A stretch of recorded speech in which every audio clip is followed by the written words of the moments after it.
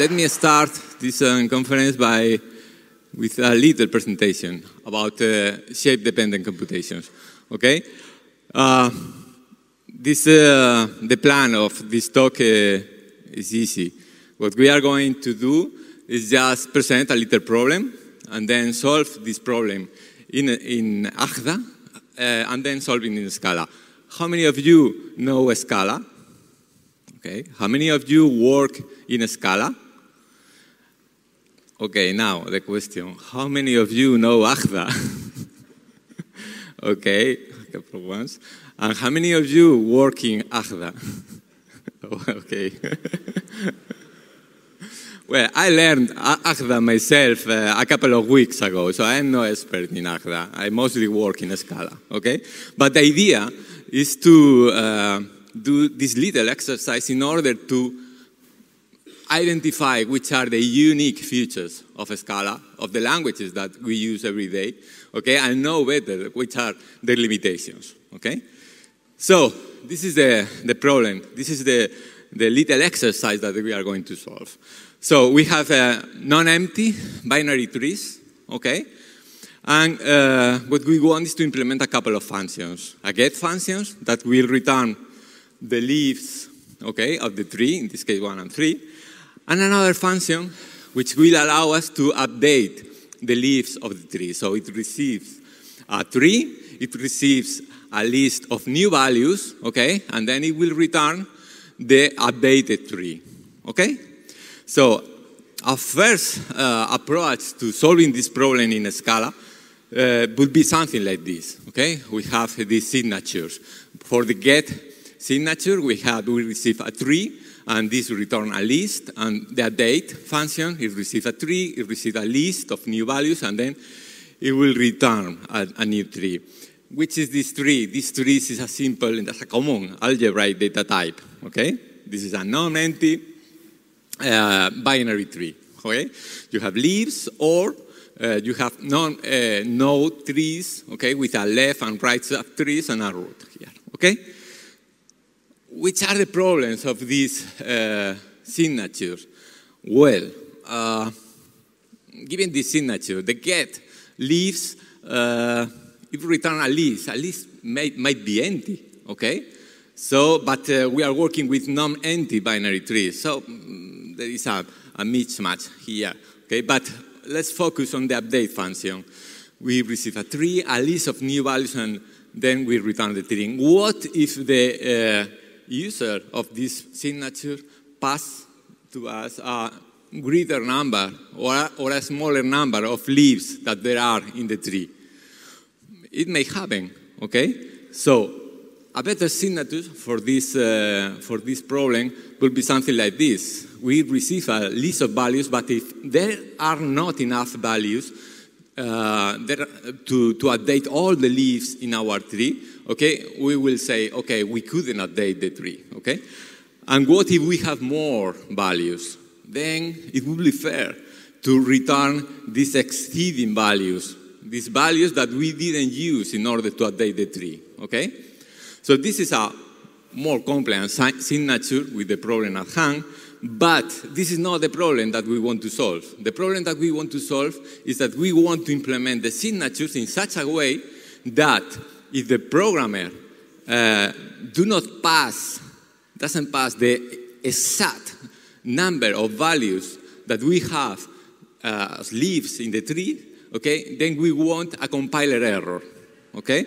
So in this case, given this tree, we have 3 leaves, okay, in this tree.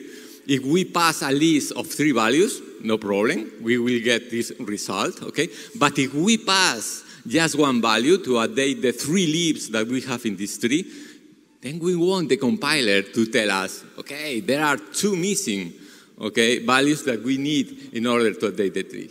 This is the problem that we want to solve. How can we solve this problem? Well, we might want to have this signature here, where n leaves here gives a function, it's a common function that gives us the number of leaves that we have in the tree, okay? And the signature now, instead of returning a list, or instead of receiving a list here, or values of undeterminate values, we want to return a vector of exactly the number of leaves, okay, that there are in the trees. Of the number of elements of this vector will be exactly the number of leaves. Okay? Can we do this in Scala? Can we declare this signature in Scala? This is our intention. This is what we want to achieve, okay? But we can't do this in Scala. Why? Because type constructors, this type constructor back in Scala, can be parameterized indeed by types, okay? We can make in Scala type constructors dependent on types, but we can't make type constructors in Scala depending on values, which is what we want, okay? So we can do this exactly in this way. In Scala, although we can have ways of simulating with literal types and so forth, that something like this happen, okay? But we can do it, okay, in Agda. In Agda, we can write exactly that very same signature. Exactly that very same signature. Here we have the get function that receives a tree. This get function is polymorphic for every type A, okay? And then it returns a vector whose elements are elements of type A, and the number of elements for the vector is exactly the number of leaves, okay? Can you read it, this signature? This signature? It's almost natural language, okay? So we have the tree in Agda. This is also a common algebraic data type, okay, with leaf and node constructors. And the number of leaves function is implemented using pattern matching. Matching the very same way that we do it in Scala. We also use this underscore symbol in order to signal that we don't mind which exact with value we will have in this constructor, okay? But the number of leaves, what if our tree is a leaf tree? Then the number of leaves is 1. What if we have a node tree with left and right subtrees? Then we return the number of leaves of the left subtree plus the number of leaves of the right subtree, okay? This is a common implementation using pattern matching. How do we implement the get and update functions? Well, it's similarly simple. What if I have a leaf tree, okay? A tree with just this x value as the only leaf. We have to return a vector, okay? This is the syntax for writing vector. This is the empty vector, and this is for constructing a vector with this head, okay? If we have this case, then we return a vector with the only value, with the only leaf in the result, okay? And what if I have this node tree? Then we get recursively, we get the leaves of the left subtree and concatenate the result with the leaves of the right subtree, okay? So this is apparently very simple, but there is a lot going on in the Agda compiler here, because the Agda compiler has to check that this vector that we are returning has the right length, okay? Here, in this case, the Agda compiler will check that the length of this vector is exactly the number of leaves of this tree that we have here. So, in order to check that, the Agda compiler has to perform partial evaluation on values at compile time without running anything, okay? And this is a unique feature of these dependently typed programming languages, like not only Agda, but also Coq, Idris, and so forth, okay? The update function, this checks, okay, on compile time, on the partial evaluation of functions on the length function will be performed in the same way, okay? We do not have much time, okay, to go on this, so just let's check that this works, okay? And in order to check that this works, we may have here this tree value, okay? This is the result of that date function. We want to change these leaves, 1, 3, and 5 with all these values. And then what we are doing here, this is a quality relation. This is a quality, okay? This means this is a type constructor, But this is a type constructor on values. Here we have a value, here we have another value. What we are asking here, the compiler, is to, okay, I'm going to implement a proof that these two values are equivalent, are equal, okay? And this, we can do it just by reflexivity. Why? Because T2 here and this value are exactly the same. They evaluate to the same normal form, okay? Again, this is done at compile time. This little test here is done at compile time. We don't have to run anything but the compiler, okay? And what if we want to make this call? We are trying to update the 3 leaves of this tree using this single value here. This won't compile, okay? And this is the nice thing. So let's come back to Scala. How do we do this in Scala? Well, we may use a type sized from shapeless, from the shapeless library, which will allow us to do something similar to what we have been doing in Agda, okay? But we are going to take a different route. We are going, instead of using this size type, this vector, we are going to stick to the list algebraic data type, okay? This is the common definition of the list algebraic data type. We have empty list and we have a non-empty list with head and tail. What we are going to do in Scala, okay, is to refactor this implementation, okay, to this one. And the difference is mainly this. We instead of having in the recursive argument list, what we are going to do is to use a subtype of list. What we are achieving, and here we are not doing anything that is not done in shapeless or in Scala in general in order to implement the heterogeneous list. What we are doing here is to be able not to lose the shape of our values. Okay? And this is a unique feature of Scala. For instance, if we have this value here constructed using the common implementation of algebraic data types, okay, the first one, the first definition here, what we get in the compiler is this. You have this tree, you have this list, and then the result, the type that will be inferred by Scala is, okay, this is a non-empty list. Okay? But now, if we write the same value using the new definition, what we will get is not only that we have a non-empty list, but we know the compiler, the type that has been inferred by the Scala compiler, give us enough information in order to know that we have 3 elements in this list. Okay? And this is great because the shape of the value, of this value, okay, has not been lost. And the Scala compiler has computed this shape for us. Okay? Now, how can we proceed with this approach?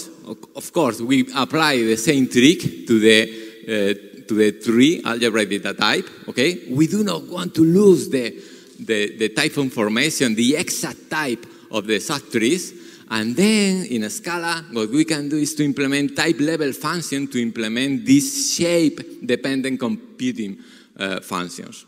Okay?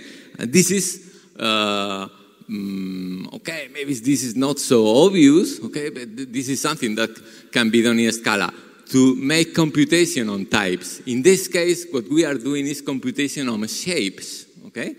The shape of this tree, given the shape of some tree, we can implement get and update functions for this exact shape, okay? And we can, of course, compute the exact number of elements that we need in our resulting list or in our input list, okay? And for here we are using type level functions, path dependent times, and the implementation of this type level function is done through the implicit mechanism, okay? So we have here the implementation for the leaf case, and we have here the implementation of the not case, okay? So the details are not important for this talk.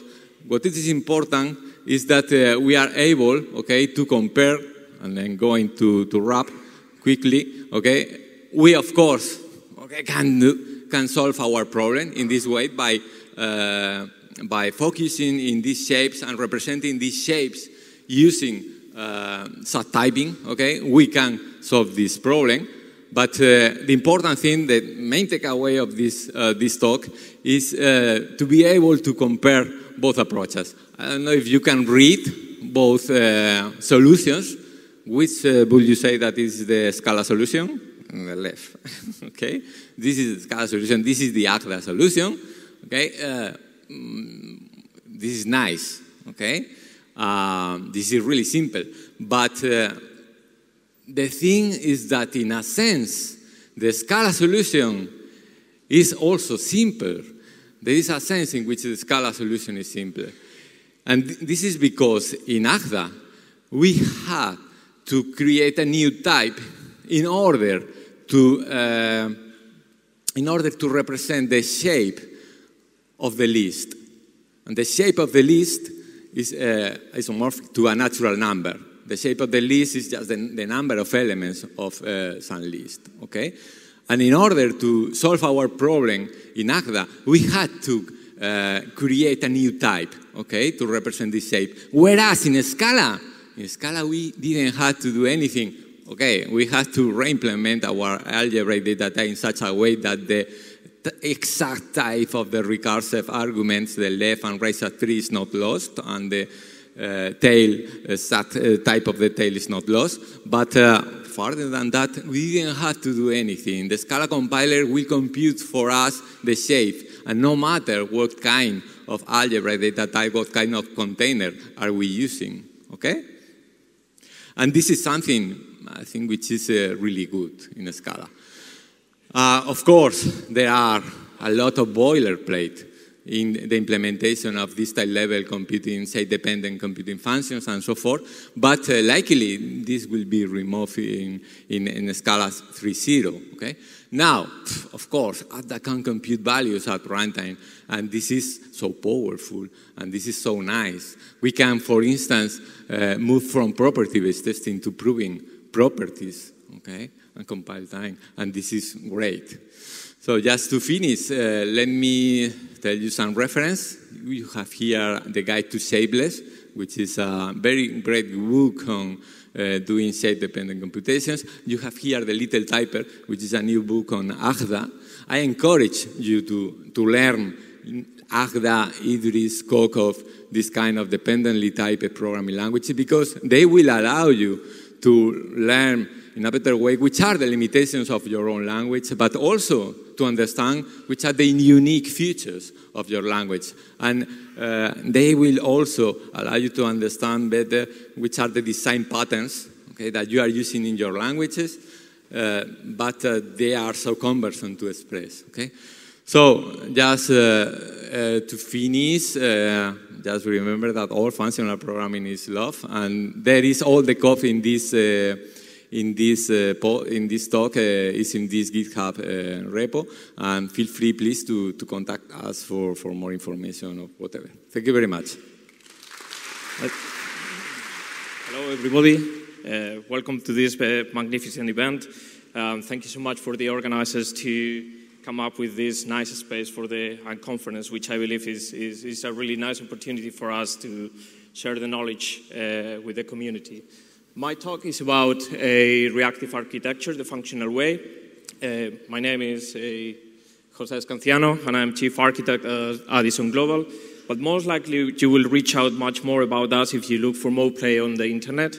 MoPlay is a sports betting and gaming application that we had been working on for a year and a half. And we have been rolling out it to the UK and a few other countries. Unfortunately, not yet in Spain, but just bear with us for a bit, and we will be there. Before I start, I want to ask you, how many of you have ever had the opportunity to work in a greenfield project and decide everything about your architecture and how to implement it? Quite a lot of you. It's very good. So probably most of you know already that great power comes with great responsibility, right? So that's really nice. My objective for this talk, My objective for this talk is just to share with you which has been our journey throughout, which are all the architectural decisions that we have made up to the point that we are, and also to share with you how functional programming is in the picture to help us out through. Probably most of you have seen this slide quite a lot of times, but it's really important for us. So the main principles that we want to stick to are the reactive principles. Why is that? So reactive principles is all about delivering responsiveness to our customers, which for our industry is really important. If you can think of it, there will be matches, a lot of them playing at the same time, and we cannot afford to delay the responses to our customers. So whenever there is a player scoring a goal or stuff like that, there is a small prize for a given match that is changing, and we need to push that prize through to the customer as soon as possible. We cannot afford to lose time on doing that, because otherwise the customer experience is going to be quite bad. Responsiveness doesn't come only on the shape of by itself. There are some scenarios where we have unexpected failures and stuff like that, and we need to obviously be resilient in those scenarios. Like for example, that laptop might blow up eventually, so for that reason I just uploaded my presentation to the cloud, so in case I can just take another laptop and continue from there. Another thing that we need to take a lot into account is the elasticity, and in that particular sense, it's not the same for us one Monday afternoon where there will be like just few matches going on, as opposed to a Saturday afternoon when the Premier League kicks off, the Spanish La Liga kicks off, and stuff like that. So we need to be able to scale in and out on demand. And in order to support all of this, we need to provide a message-driven approach with intrinsically, we are saying that we are embracing asynchronously.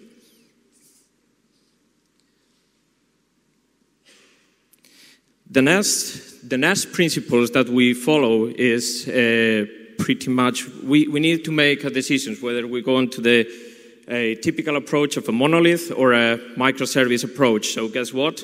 We chose the microservices. Why? Because this has a lot to do with the reactive principles. If you think of it, the monolith approach is really difficult to scale out because everything is all together. So either you scale everything or you don't scale anything. And also, it represents a single point of failure.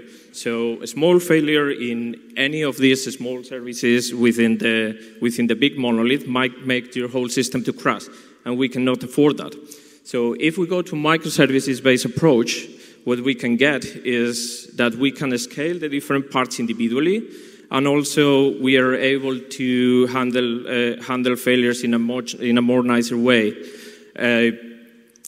Apart from that, another thing that microservices bring us is the fact that we can containerize them, and God save Kubernetes in order to orchestrate everything when it comes to scale. I'm saying this because microservices is kind of the really nice way, but doesn't mean that it's going to solve all your problems. You're going to have all the different challenges when you embrace microservices approach. And those challenges can be in the way of technical challenges and also organizational challenges. In the technical side, and I was speaking about scaling, one of the main patterns that we implement in order to be able to scale much better is event sourcing and CQRS. So if you know event sourcing, there's nothing else than an immutable list of changes. It's just a different way of representing the state. So traditionally, we were representing the state with just a value, and we were mutating that value. So instead of that, we change, and we just store every single event that happens in order to recalculate which is the state. So you can think easily of a for left, applying a function over an initial state. Then in order to implement our processors, Now we are going to introduce CQRS. What is CQRS? It's nothing else than segregating the command and query responsibilities, which are the read and the write side of the picture. So for our processors, which are the right side of the picture, what we are doing is we are handling some messages that we are going to give a name, that are commands. Commands are just the willingness to provoke a side effect. And the side effect itself is going to be modeled as an event. Then whenever we process that command, then an event will come through representing the side effect that has happened. We are going to append it to our event source, our event storage. And after that, what we are going to do is we are going to publish it. So the read side can subscribe to these events and then update their view. So from that moment on, we have just decoupled the write side from the read side via the events. And then obviously from our applications, instead of hitting our right side, then we hit straight our views. So we can just go to our views and do request, and that will come back with a response without impacting at all the right side. Another thing is, obviously, you might have different slices of different views about kind of the same thing or the same entity, and for that reason, you can have different views that are updated also from the same event. Then the other challenge that I was speaking about when it came about microservices is the organization side of the microservices. When you think of scaling up microservices, probably you can handle it. If you have like a small set of microservices, it's quite easy.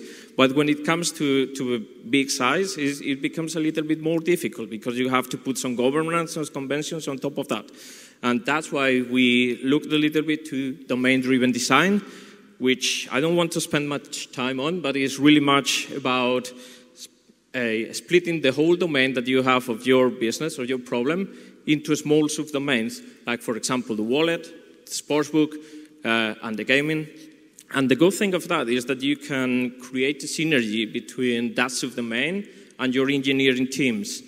And also, when it comes to the technical side, what we do for each of those subdomains is we come up with a bounded context. The bounded context is going to be implemented by a set of microservices that will, in some way or another, will implement different concepts from domain-driven design, such as value objects, entity processors, and stuff like that.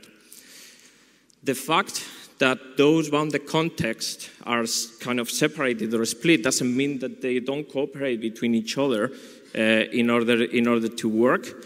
It becomes like having the same synergies as engineering teams working together in order to have the same, in order to get to the same goal.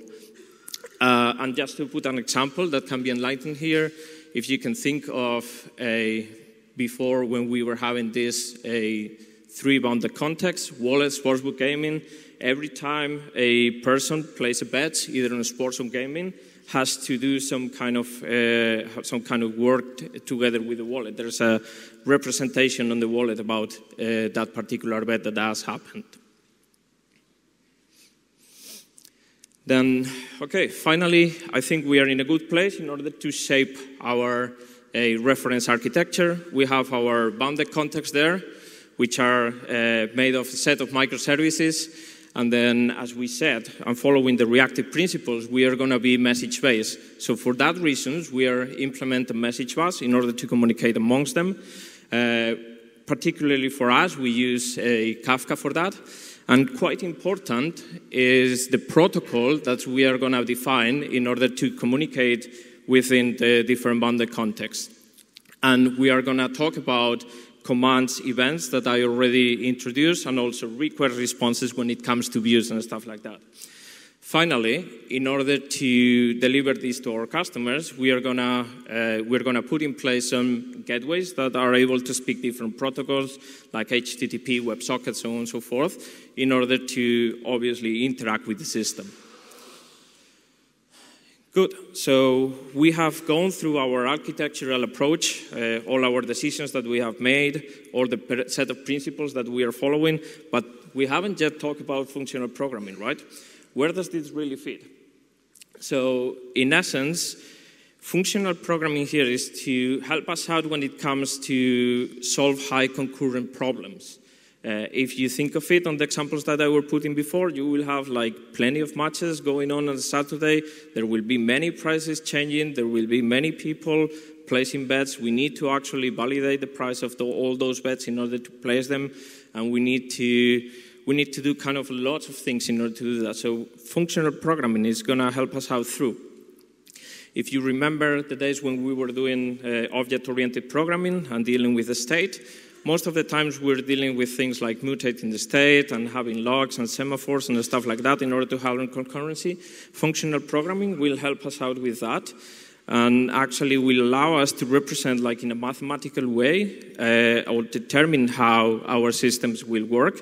And pushing out the state to the very end is going to save our core functions and the composition of those functions that define how our system behaves.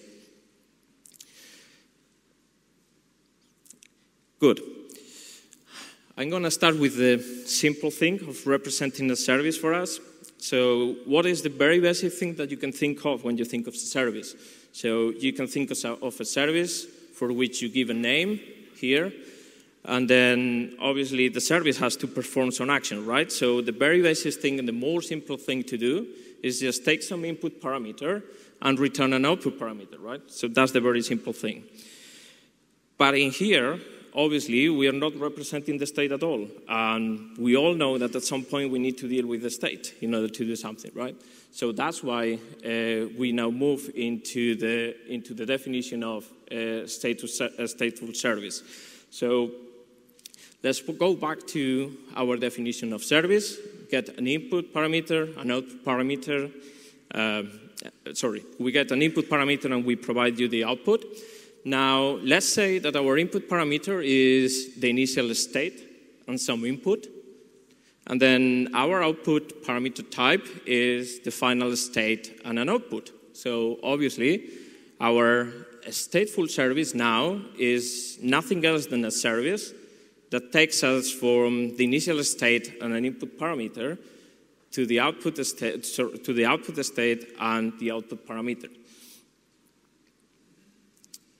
If we go a little bit farther, then we can say our function, which is from a state and input parameter to the new state and the output parameter, can be lazy. We are engineers, so probably don't lie to me. We are all some kind of lazy. So we can apply carrying here. What we are doing with carrying, the only thing that we are doing is just saying, why do I need to give you my initial states so early with the input parameter? You know what? You're going to give me the input parameter, and then I will give you a function that takes you from the initial state to the final state and give you the output parameter. What we are doing is nothing else than carrying, and actually this is the state monad, really. So now, if we go back to our definition of a stateful service, now we've got our name, and then our function is from an input parameter to state monad of S and O. But we haven't yet talked about reactive here. We haven't talked about any asynchronous, right? So let's think for a moment that if we want to implement something as asynchronous, maybe we can use our feature type here, right? In order to represent now our function or our service as an input parameter to a feature of an output parameter. Now, if you remember, then we have our output parameter as the state monad from S to E. So our reactive stateful service can be seen as a stateful service that takes from an input parameter to a feature of a state of S of E. It's pretty much the same. It's doing substitution, nothing else. Some of you might argue that there is a better way to implement this using state T, which I agree, but I wanted to keep it simple for the presentation. Then finally, how all of that fits into the picture of the processors and the views. So in this way. So we are going to have our processor, right? That is going to have a state, or the representation of the state. It's going to be generic in the type. And then what we implement in order to have our processor is a set of functions which are the modifiers. So the modifiers are those to modify the state. So if you remember, we were talking about commands, which are our input parameter now, and then events, which are our output parameter. Set in a different way, we're going to get a command, we're going to validate it, we're going to apply, and whenever we apply that command, we're going to generate the side effect, which is the event, which we're going to publish, and eventually is going to be picked up by another system. And that's actually what we saw as a stateful service of a command and event. And the last thing is our processor is not uniquely responding to commands, but also it can react to other events that happens in another system. So for example, whenever you request to update the wallet of a customer, whenever that wallet is updated, go and emit an event, and maybe that event causes your processor to change or mutate, well, to change the state and produce an event that will put into the event log.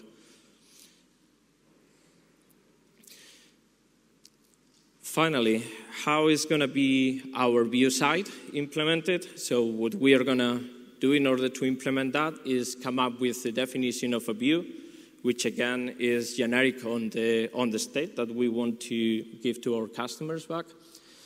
And in order to implement it, obviously we will require a set of queries, and those queries is nothing else than a function from our state and a given request, and we are going to give out a response.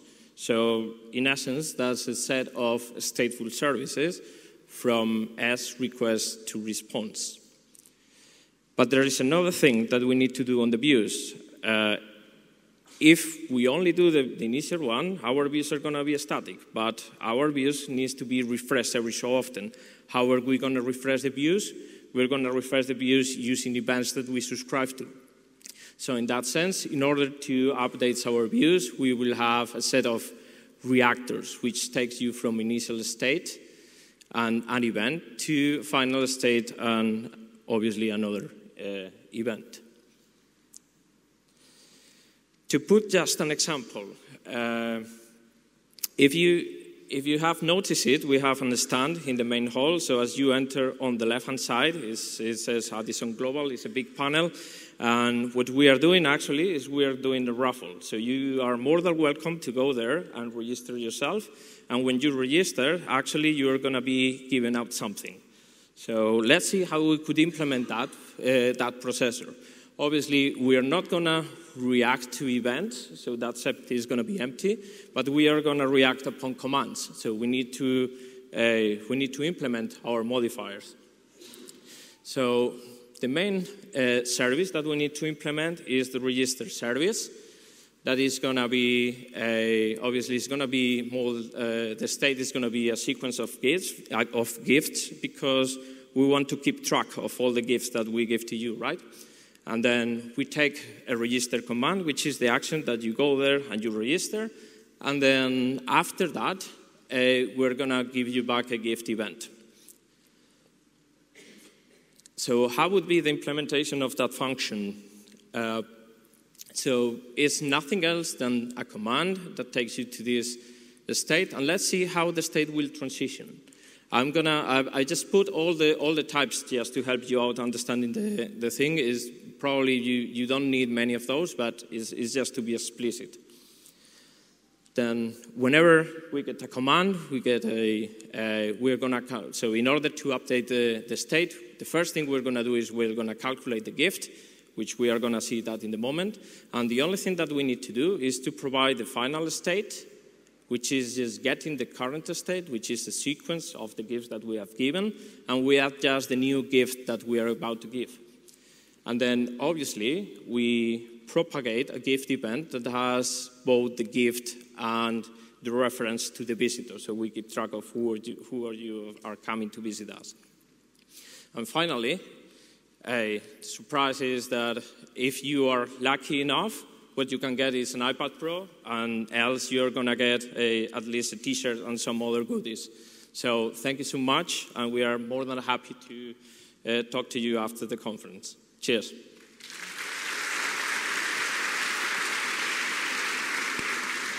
So essentially, I'm going to try to do the same thing, but in Haskell, and try to show you how I would proceed doing this. And if you have any questions, just raise your hand. That would be the same. So the first thing we need to have is some kind of numbers, because, well, we're going to have trees which have keep count of how many leaves they have. So we need some kind of numbers.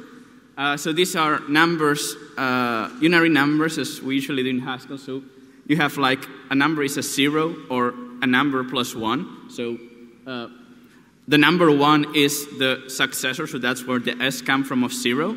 And then the number 3 would be the successor of the successor of the successor of 0. So you have as many s's as you want and then a 0.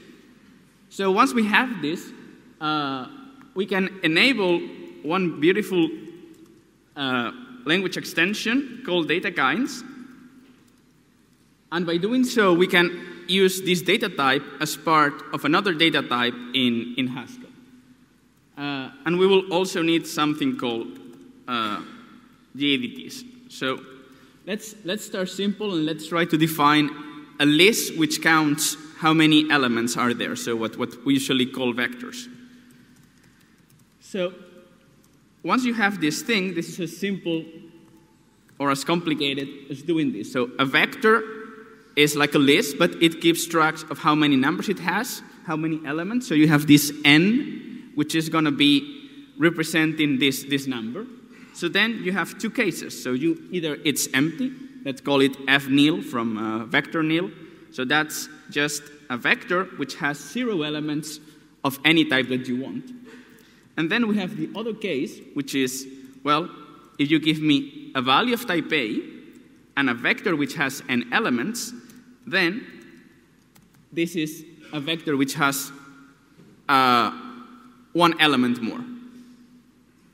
So that's how we can build a vector doing so.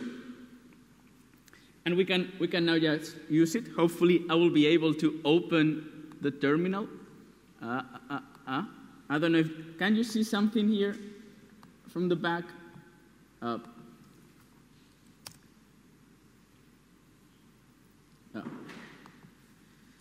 And it's something else called kind signature. So when you start doing this, there is an infinite amount of things you need to write. OK, so it compiled.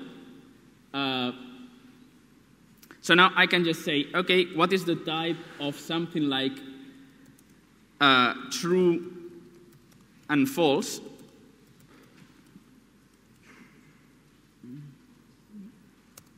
Oh, maybe it's, I don't know if you can see from the back, but you see that you get, this is a vector of SS set, which means that it's a vector with exactly 2 elements. So this thing keeps track of how many things are on the list.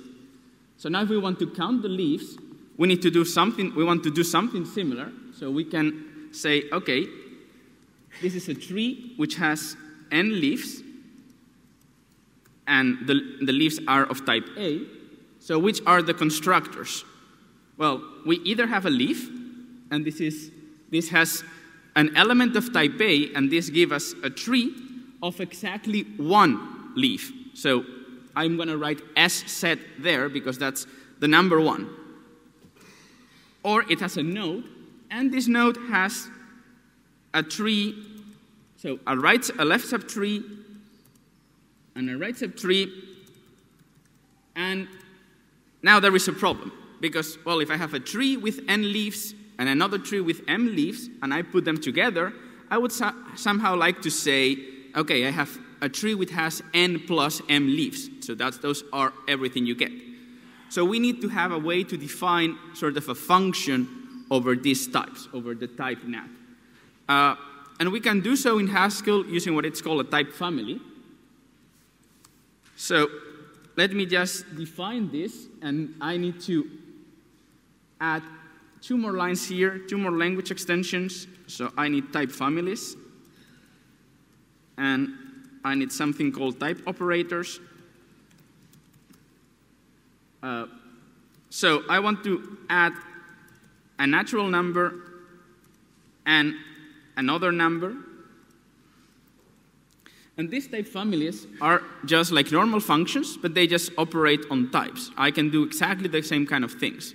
So I can define addition in these types, addition, by just, well, writing the cases. So I either have 0 plus m, which is m, so 0 plus any number is the same number, or you can do the usual trick and say, well, if I have m plus 1, and I want to add m, this is the same as having, and how you do this is by noticing that if you have sort of 1 plus n plus m, which is what a successor means 1 plus, so 1 plus n plus m is the same as 1 plus n plus m. So I'm just shifting the parentheses, but that's enough to be able to define what addition is. So now I have a way to say this. I have here n plus m. And hopefully this whole thing keeps compiling. So I already have something which keeps count of the leaves. So I can ask, for example, for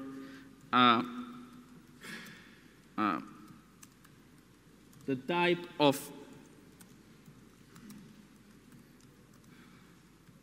something with 3 leaves, and hopefully we get SSS set. So we are actually keeping track of how many things you have. So what was the next step that Juan Manuel showed us? How we wanted to define a way to get, close this. So we want to have something which gives me the leaves of a tree. So the nice thing is that now I can say, well, if I have a way, so I have a tree with n leaves, my list of leaves is exactly, has a length n. So, well, it's sort of simple for the simple case. So if I have a leaf, I only have 1 element, so I put this on a list. So these vcons are like, well, cons in the element x to an empty vector. And I'm not going to show, but it actually compiles. And the other case is, well, you have a node with some left and right subtree. So the leaves are just, well, getting the leaves from the left subtree. So leaves of L and leaves of R. But somehow we are missing a function which puts vectors together. So let's define it. So we can append a vector of length n and a vector of length a and get a vector of length m plus m. So again, well, if we have an empty vector and we append it to x, to y's, then we get the y's. That should be the same thing as appending a list. If I have a cons, then this is the same thing as putting the s into recursively appending x and y's. So that's how appends look like. It looks very much the same, but Haskell is able, well, the GHC is able to figure out that all of this is well typed, so that really we are getting something of type n plus m there. So we can just append this thing, and maybe now it's a good time to show the terminal again. So let's suppose I call this my tree T, so I can get the leaves of T. I then have I cannot show things. That's too bad. I didn't write the show instance for this, but at least I can figure out the types and see that, well, because our tree T has 3 elements, whatever vector we get is going to have 3 elements too. So now let's try to do the other operation. Let's try to write something which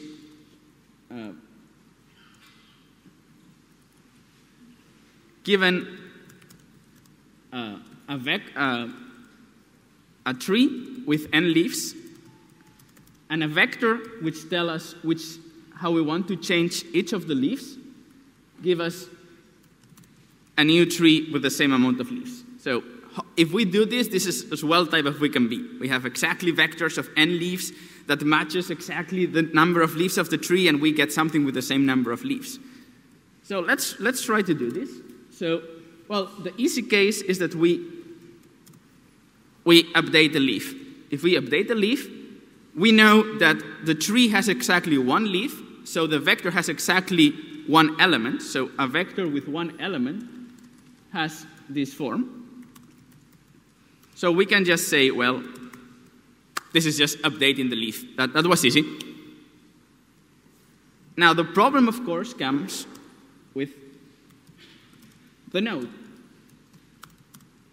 Because we have here a list of leaves, and we somehow need to split them. We know that there are n elements, but we have to split for the left and the right subtrees, and we don't know exactly how to do that yet.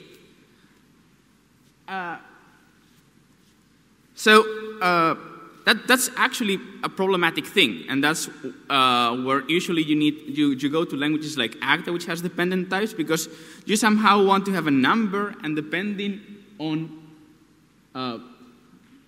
so what you know is that your tree has m plus m leaves, and somehow you need to have a function which splits a list of m plus m elements into a list of length n and a list of length m.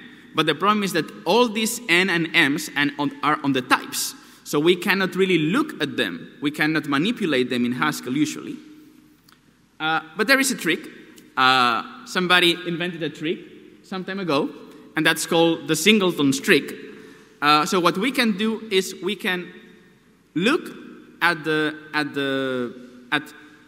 information about the type in the term level if we define what it's called a singleton type, which is just a type which reflects another type. So it's a type which reflects a type on the term level. And this is just two-hand wavy, so let me show you what I mean. So I want to have a type which reflects a natural number. This natural number lives on the type level. That's a parameter of a vector or something like this. It's not something we can touch.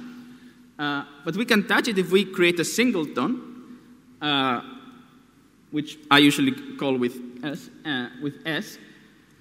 So this singleton follows exactly the structure of the type and creates a copy, sort of what you have in the types now in the terms. So this has exactly the same kind of a structure as a number. So number is either a 0 or the successor. So a singleton for a number is a singleton of 0 or a singleton of this or the successor of a singleton of another number.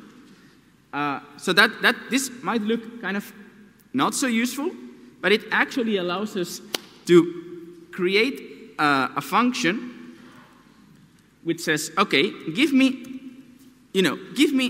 a vector with t elements. And furthermore, promise me that this number is actually equal to sun m and sun m. I don't know which they are, but promise me they are something. Well, if you give me t, I'm going to be able to give you two vectors. The first part, which has n elements, and the second part, which has m elements. Now, the problem, as I said, is that, well, what is this n? There is no input. It's just a type. So that's where I need the singleton. So what I'm going to do is to say, okay, you give me the information of what the n should be, and then I can figure out the rest myself, essentially. And this is actually a general technique. If you have something which is only on the types and you want to somehow manipulate them on the term level, you can create one of these types. And now, well, we can say, okay, imagine I want to split and I want my n to be 0. So essentially, if I have t elements and I want to split in 2 lists and the first list has 0 elements, everything has to go in the second list. So I can just say, okay, this is an empty list and this is the rest of the list. The other case is I want to put at least one element on the first list. So what I can do then is say, okay, let's take the first element from the list. So now I have an element and a list of t minus 1 elements. So now I'm going to split it recursively. So I get 2. But the cool thing is because I have this information line around of the end, you see that I know I can split on n and on the successor of n, and I say now split on n because I want to split in 1 element less. So I can split this and then just put the thing back on the first list. So this is actually again a well-typed splitting for these kind of vectors. And now that's actually enough to be able to have this. Because all I need to do is take my leaves, put some on the left, some on the right subtree. So I want to split essentially my list of leaves. But there is a space missing there because there is no way in which I can build this S-nut for now. I have to figure out how to do this. But if all of this works, then I can essentially update the left subtree with the left leaves and update the right subtree with the right leaves. So what's the trick now? The trick is to go back to the type and say, okay, if I have a node, I'm not only going to remember the values, I'm also going to remember the n. And for now, I'm going to put it as a parameter. There is a way to actually make this inferred by the compiler, but I think that would be too much for just a lightning talk. But the thing is, if I have this there, well, sometimes this number is useless. I don't really need it. But sometimes it's actually quite useful. You know, because now I remember how many leaves I had in every place. I can just split this. And hopefully, if now I toggle the terminal and run this thing, wow, that was big. Oh, yeah, of course.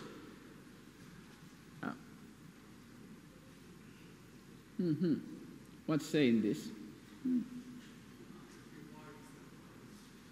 Yeah, there is some, I guess there is something wrong here. Oh, yeah, it's a Y. Yeah. Now that's what you get from improv. Yeah, and then my node here requires an I because, well, I need to keep track of these things. Yeah, everything compiles. So now I actually have exactly what I want. You know, I have a way to say the leaves of a tree with n leaves are a list of n elements, and if I update a tree with n leaves, you require exactly a vector of n elements, and I can update them. So, well, I think that's way cool. And the main things were, well, if we use these data kinds, we can use data types as part of a bigger type. I use what it's called generalized algebraic data types to be able to keep track of these numbers. So you can use this in a Scala, and they don't have a fancy name, but in Haskell you need the GADTs. And then I need type families to be able to create functions like plus to operate on types. And this gets me really, really far. So, you know, we could define a very well-typed leaves, but sometimes you actually need information on the term level about the types, and then you can always introduce singletons. So that was all. Hope it was nice.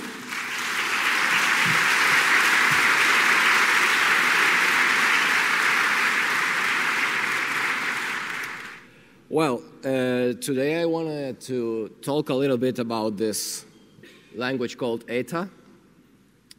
And first of all, I wanted to ask, how many Java developers are here? Okay, how many Scala developers? How many Haskellers? Okay, great.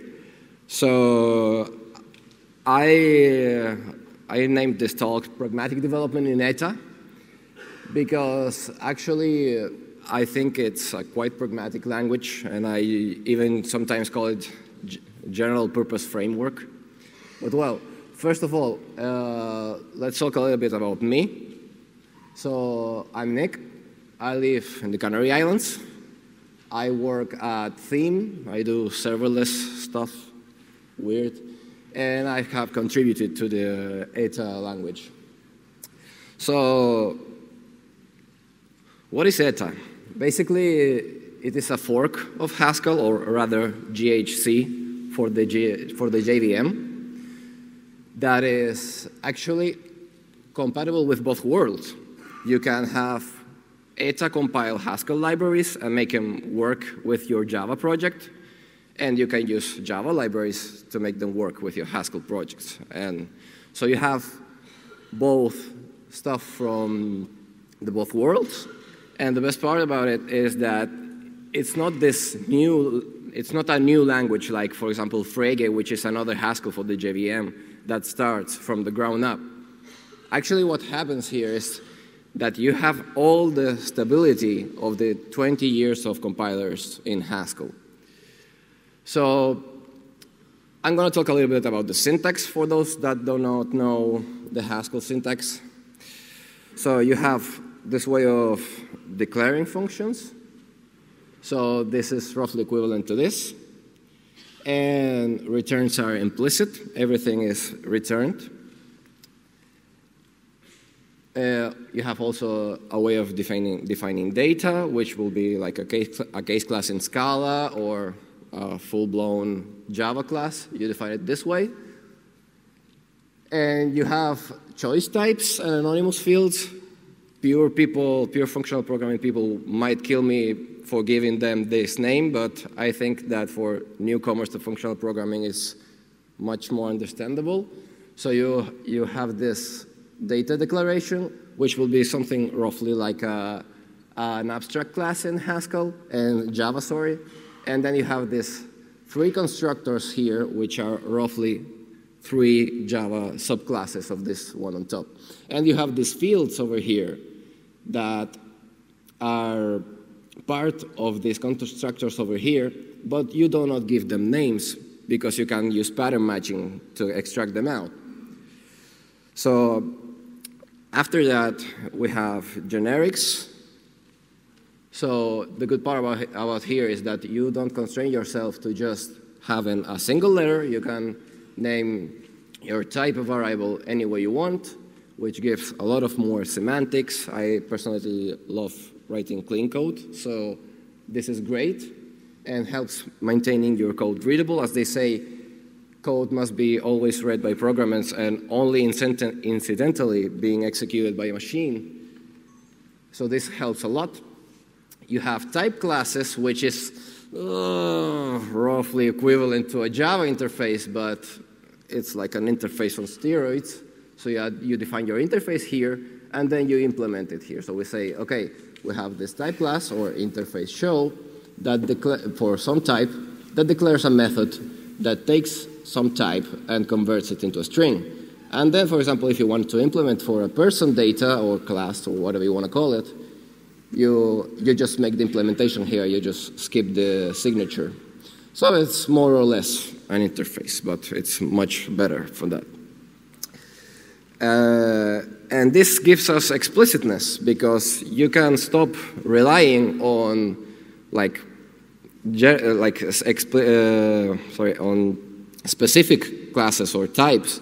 So instead of saying, okay, I'm going to lock a person, you're going to say, I'm going to lock a value. And as long as that value implements the interface show, it doesn't matter. We can do the same in Java. But the great thing about here, on Scala you can do it too, is that you can make this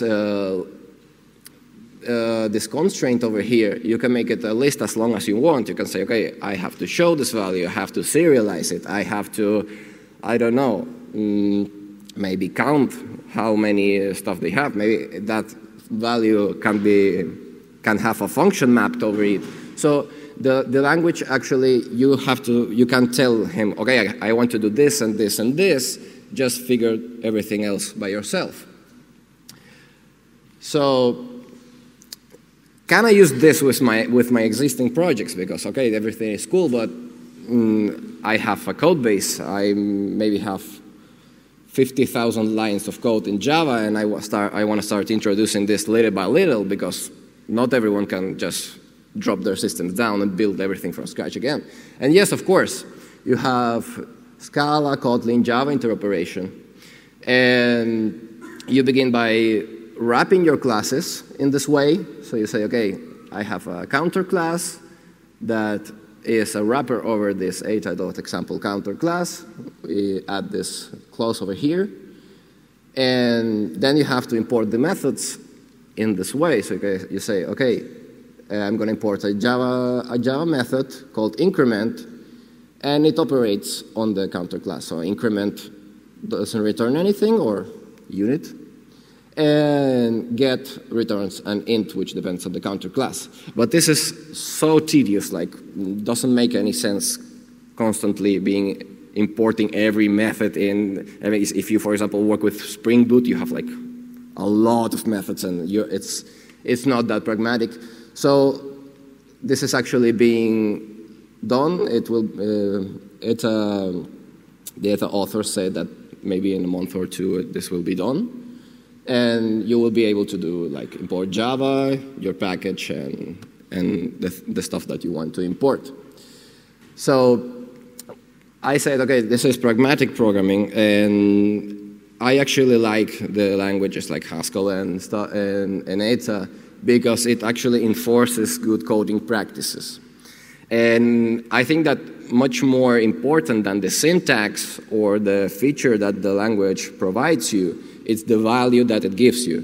Because, okay, you can have nice stuff like type classes, you can have a nice syntax for writing stuff, but actually that doesn't sell, because everyone that works professionally has a business, and I mean, if you have to write PHP code because your business is based on that, you're not going to switch to Haskell just because. But for the JVM folks, I think this actually gives you a lot of value, because underneath, well, how many of you know about hexagonal architecture? Okay, great. So hexagonal architecture is about separating like the interface of stuff that you want to do and the implementation. And actually, it enforces you to have hexagonal architecture. Well, this is a little bit weird. But yeah, if you, for example, declare a function called process order, instead of saying, okay, I'm going to just make side effects over here, you can say, okay, this function has database access, has logging access, and HTTP access. And for those that you know hexagonal architecture, these are the definition of ports.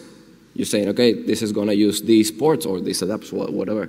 And this is actually a common practice in languages like Haskell and Eta. So you're going to say here, okay, I'm going to log that an order arrived. I'm going to make an HTTP request to the processing service. And I'm going to say, okay, if the result was right, I'm going to write it into the database, ready orders, blah, blah, blah. And if the result was wrong, I'm going to log the error. And here I'm using the log function, the get, the write into the database, and the compiler already figures out that you are using this stuff that you defined here. If, for example, you say here, okay, write into file system into the def null file, blah, blah, blah, the compiler will yell at you and say, hey, you didn't say that I have to use file system over here. Or if you mutate some state, it will happen the same. You have to define what are you going to use and what effects are you going to use too. So I think that actually this gives you a lot of value. And eliminates a lot of the burden that you have to go through in the pull request review stage, because mostly you have the constraints here, and if you see, okay, this function over here just accesses the database, just does logging and HTTP, you can be pretty sure that nothing else will happen. So that, for me, that's a bit of tranquility for the pull request process. And we are humans, we make mistakes, and we make even more mistakes when we are reviewing stuff. So if we go even further, there's this language interpreter pattern that I like to call it. And we can even define our own DSLs inside of the language. But don't get afraid, we're not going to be writing like parsers and lexers and stuff like that, because this is another great feature, because we can define our own DSL. For example, we want to define a DSL that wraps a little bit of AWS. So we're going to define a DSL as a data type. So we have to make it generic. So it's this the pattern goes like this. And we're going to declare our operations. This actually uses the JDT stuff that Alejandro just showed. And we're going to say, okay, AWS CLI is installed. This is going to return us a bool. We're going to say, okay, install AWS CLI. This will not return anything, or unit. We can check if the bucket exists. We're going to create a bucket. And we're going to sync a bucket. So, okay, we have now the operations made, and we want to make this work as a DSL. So now we would have to do a lot of stuff. Well, actually not, because another great thing of here is that you have safe or type safe meta programming. So you can create a DSL just by adding this clause.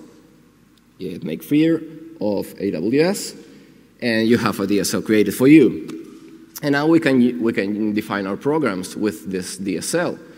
So we're going to say, okay, we're going to make a function, deploy front, and as long as AWS is a member of our program, we're going to receive a bucket name, a region, and we're going to deploy our front end to there.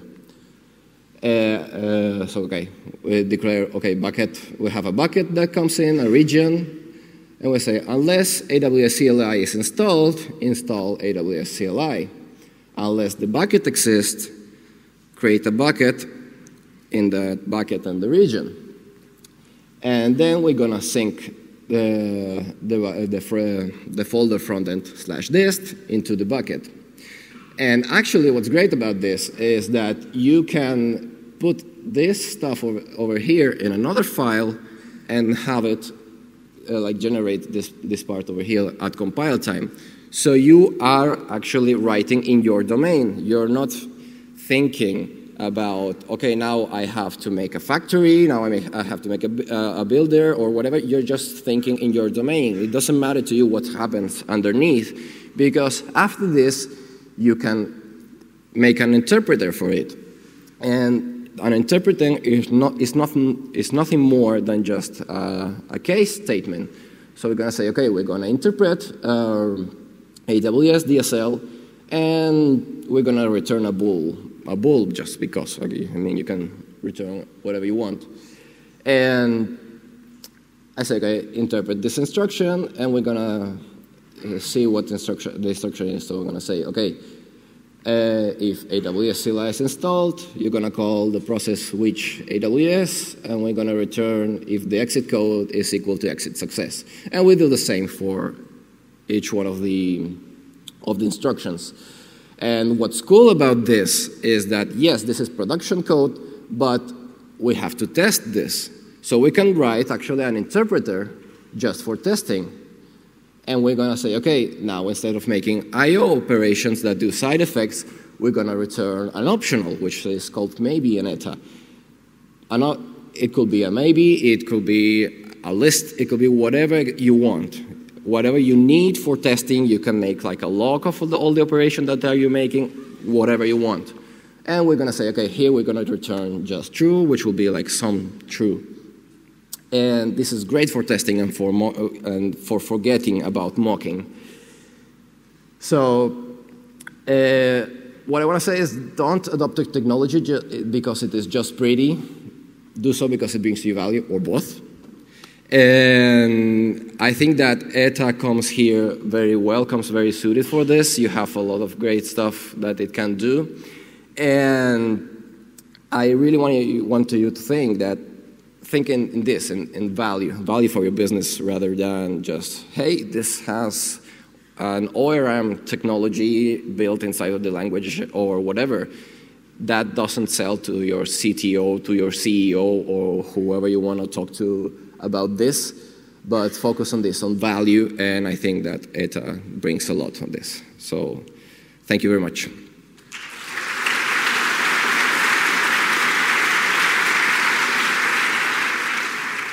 Okay, hello everybody. So I want to talk a bit about this technique. I don't know if there's an actual name for it, but since it's similar to parsing combinators or parser combinators, I wanted to call it printing combinators. So how many of you know about parsing combinators for functional programming? Awesome. So what's a parser? So a parser is basically something that consumes strings and produces values of whatever, right? And how do we use parser combinators? So we create small parsers like this one. So for example, this string parser consumes consumes a specific string. This take consumes n characters from the string and then returns the parser string, right? The same for take while, in which you have a predicate, take rest, which consumes the string until the end, right? And then how do we do for combining parsers? So for combining parsers, we use several type classes. There's another one that you may know by its name, which is called monad. But yeah, so the important ones here are these three. So functor, applicative, and alternative. What does functor do? So functor allows you to map a function from A to B to a value containing an A, to something containing an A, and produces a container of B, right? What does applicative do? So applicative basically allows you to combine small things into a bigger one, combine small things into something called a coproduct. And it uses this operator right here. I would like this to have a name, a proper name. There are some people that say that this operator is called angry mama because it looks like your mama doing like that.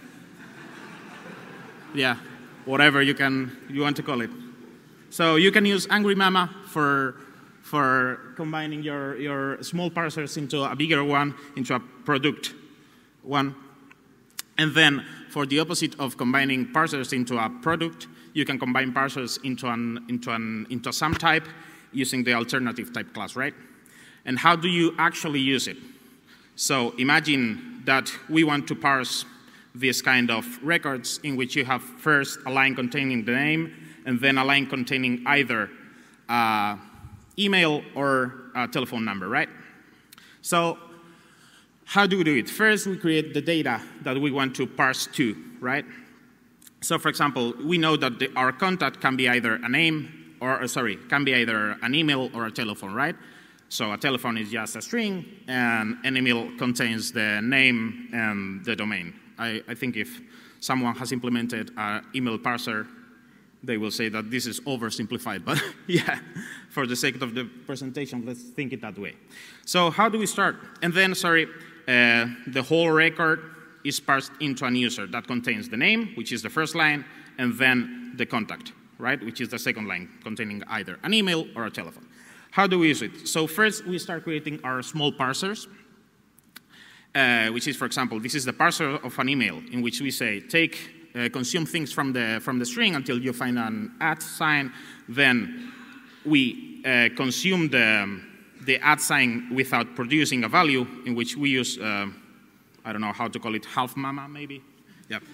So you use left mamma, then you use the proper mamma combinator in order to combine it with the take rest, which takes the next part of the email until the end, which should be the domain, and finally you map it with the functor type class, and you construct a parser of emails, right?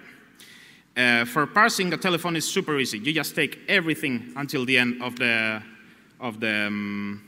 line. This should be this, sorry.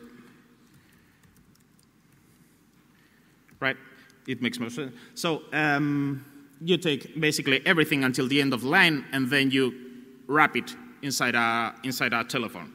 And then we have a parser for a contact that we construct with the two invariants we have for the sum type. So we knew that the contact is either an email or a telephone. This is a Scala for what Nikita talked to you about, or what Nikita showed you, these choice types. So this is our clumsy way of doing it in Scala. And yeah, so we use this operator, which comes from the alternative type class, in order to combine the parser of email or the parser of a telephone. And then finally, we can create a parser of a user by taking the first line, which would be the name, then ignoring the line fit character, then combining with the parser of contact, and then finally mapping it to the user. So this is partially and fast introduction to parser combinators. But this is not what we are going to talk about. So what's the duality of parsing? So in category theory or in functional programming, there's this concept of duality. I'm not the right person to introduce you to that thing, but basically it's the kind of the dual. So yeah, you swap all the arrows and you get the dual of something. So if we swap the arrows here, what do we get? So we get a printer. A printer is something that takes an A and produces a string, as opposite of a parser that took a string and produced an A, right? Here, oh sorry, this needs to be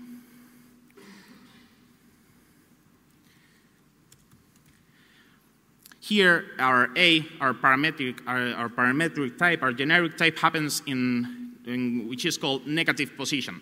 So there is something that consumes A. There's not something producing A's, right? So since our arrow for the data type, for the printer data type is swapped, we need to swap all. Well, first let's see how we would create them. How we would create small printers. Basically, the approach is the same as for parsers, right? We create printers of small things. This prints a constant string, this prints a space, this prints a line, etc. And then, how do we combine printers? Since we needed to swap the arrow for the parsers, we need to swap the arrows for all the type classes. Do you remember the functor, the alternative, and applicative type classes that we were using? Basically, we are doing the same, but with the arrows swapped. First of all, we have, instead of a functor, we have a contravariant functor, right? A contravariant functor basically says, if you have something consuming this, and you have a function that can convert any other thing into a B, you can have this thing, you can have an F that will consume A's, right? So this is the dual of functor, the contravariant functor. This divisible is the dual of applicative. Applicative is to combine small elements into a product type. So a product type would be this one. And yeah, so the opposite of that is using the divide operator. The divide operator basically allows you to combine these small printers, in our case, into a bigger one, right? And finally, we have the decidable type class, which instead of using a sum type, we'll use, instead of using a product type, sorry, we'll use a sum type. Then also, I need, oh, crap. So the operators here are swapped, right? I cannot imagine a mama with the arms the other way, but basically you can see that instead of being enclosed that way, they are swapped, right? So this is for combining divisible things, and this other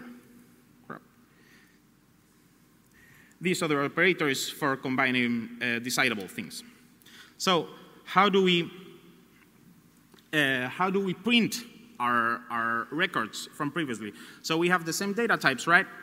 And basically we have a contact, which is a choice type, some type, if you will, of either an email or a telephone, and we have a user that contains a name and a contact. So if we know how to print an email, which printing an email is just printing the name, then ignoring, then printing a constant value, which would be an @ sign, and then printing whatever else, we can combine it with this, I don't know, swapped mama thingy, and then contra mapping instead of mapping to an email, and we get from two printer of strings, we get a printer of email, right? And we do that by using the this divisible type class and the contravariant type class. So the same is for telephone. We just need to print a string and then contra map it to telephone. Finally, for contact, we saw that it's a sum type, so we can combine small parts of a sum type into a bigger printer by using the decidable type class, which uses this operator right here. And finally, what we need to do is for printing an user which contains a name and a name which is a string and a contact, we use a printer for strings, then print the line feed, then combine it with the printer of contacts, and finally we contra map it to the user. And that's it. It doesn't look very useful, maybe, but we are, for example, using it for code generation. In our code generation, we have an AST, and we have printers for every part of the AST, of the ADT, and finally we combine it with these type classes. And yeah, that's it. That's printing combinators. Thank you very much.